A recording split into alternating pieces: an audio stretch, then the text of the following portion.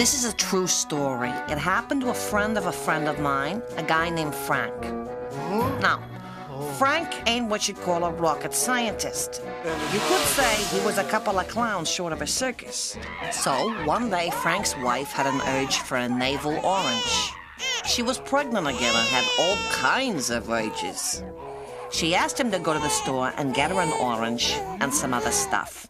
Okay, so there's Frank, standing in the cereal aisle of the store reading labels on boxes. Frank's wife told him to make sure he checked the salt content of every cereal, because if there was too much salt, she'd retain water. Frank didn't know exactly what that meant, but it sounded ugly. He was concentrating so hard that he almost didn't see the little old lady next to him.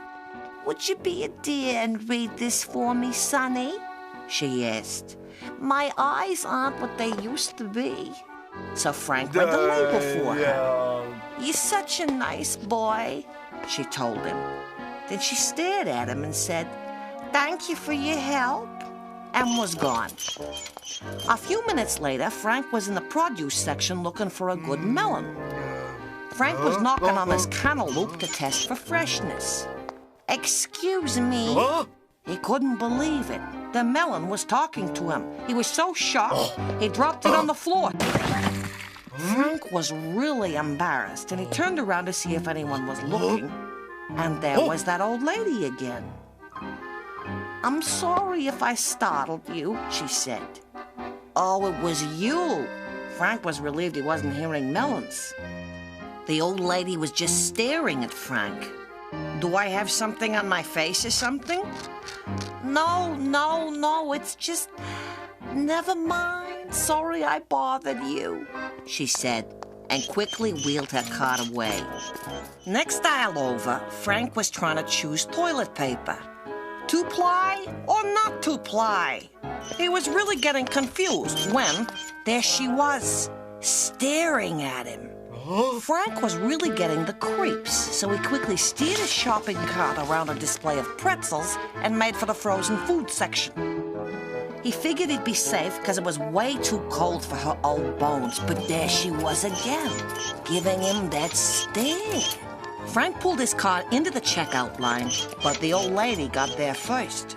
"Pardon my staring," the old lady said. "You staring? I didn't notice." Frankie was trying to be cool. But then she started crying. "You look exactly like my long-lost son." Phew, she was just a sad old lady. "It's okay, lady, I understand." She kept on crying and crying. "You look exactly like him. Would you mind doing a poor old lady a favor?" "Anything," Frank said. This was really embarrassing. She asked Frank if he'd say goodbye, Mom, to her as she left the store. "It would make me feel so much better." Frank felt so sorry for the old lady, so he yelled out, "Goodbye, Ma, see you later." The "see you later" was his own idea. The cashier finished totaling Frank's bill.